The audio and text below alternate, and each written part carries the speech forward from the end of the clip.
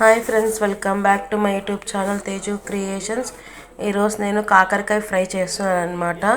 కాకరకాయలని ఇలా రౌండ్గా కట్ చేసేసుకొని పసుపు, కాకరకాయలు సరిపడా సాల్ట్ వేసేసుకొని ఒక 1.5 hours ఇలా అంతా కలిపేసేసుకొని ఇలా నానబెట్టుకున్నాను అనమాట,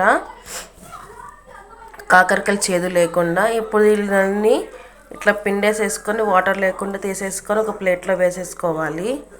ఇలా వాటర్ అంతా పిండేసేసుకొని ఒక ప్లేట్లో పెట్టేసేసుకున్నాను. స్టవ్ ముట్టించి కడాయి పెట్టేసేసి 2.5 స్పూన్ ఆయిల్ వేసుకున్నాను. ఆయిల్ హీట్ ఎక్కింది. ఇప్పుడు ఇందులో తాలింపు దినుసులు వేసేసేసుకొని అది కొద్దిగా ఫ్రై అయిన తర్వాత కాకరకాయలు వేసేసుకోవాలి. ఇప్పుడు ఇందులో కాకరకాయలు యాడ్ చేసేసుకొని అంతా కలిపేసేసుకోవాలన్నమాట.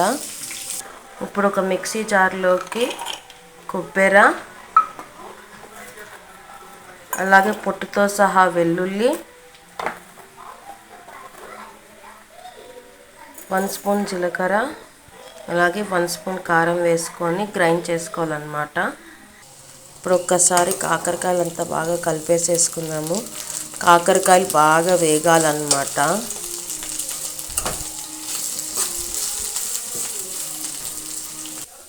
చూసారంటే కాకరకాయ ఆల్మోస్ట్ 80% కుక్ అయిపోయింది. ఇంకొక 20% కుక్ అవ్వాలి. ఒక 5 to 10 minutes కుక్ చేసుకుందాము.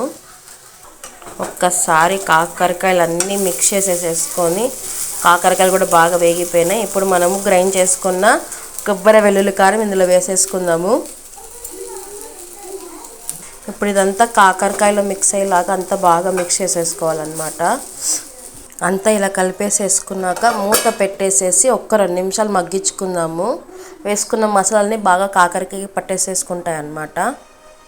ఒక్కసారి మూత తీసి చూసేసి కలిపేసేసుకుందాం అంతా. ఇది స్టవ్ ఆపేసి బౌల్లోకి తీసేసుకుందాము. అంతే, కాకరకాయ ఫ్రై రెడీ అన్నమాట. ఇది జొన్న రొట్టెలోకి, రైస్లోకి, సైడ్ డిష్గా పప్పులోకి, రసంలోకి, సాంబార్లోకి, పప్పుచారులో కూడా చాలా బాగుంటుంది. తప్పకుండా మీరు కూడా ట్రై చేయండి. అలాగే చపాతీలోకి కూడా చాలా బాగుంటుంది. ఈ వీడియో కనుక నచ్చట్లయితే లైక్ చేయండి, షేర్ చేయండి, సబ్స్క్రైబ్ చేసుకోండి. Please do like, share and subscribe to Teju Creations. Thanks for watching. Bye.